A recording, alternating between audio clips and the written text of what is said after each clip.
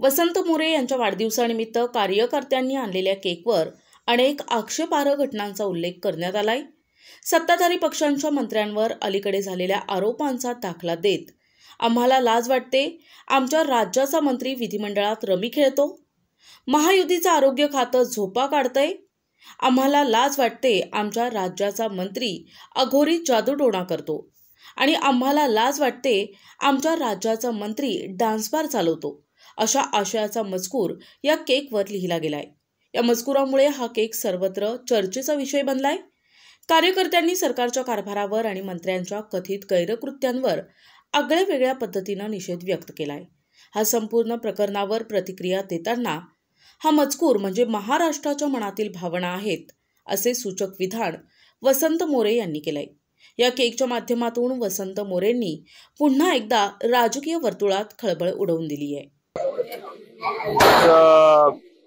12 माझा वाढदिवस आहे आणि वाढदिवसानिमित्त आज सकाळी जे आपण आरोग्य शिबिर आयोजित केलं होतं, त्या आरोग्य शिबिराला अतिशय चांगल्या प्रकारे प्रतिसाद मिळाला आणि आज एका दिवसामध्ये उद्या सुद्धा सकाळी एकदा जे आपण मूळव्याध ऑपरेशन घेतोय ते उद्या सुद्धा सकाळी होणार आहे।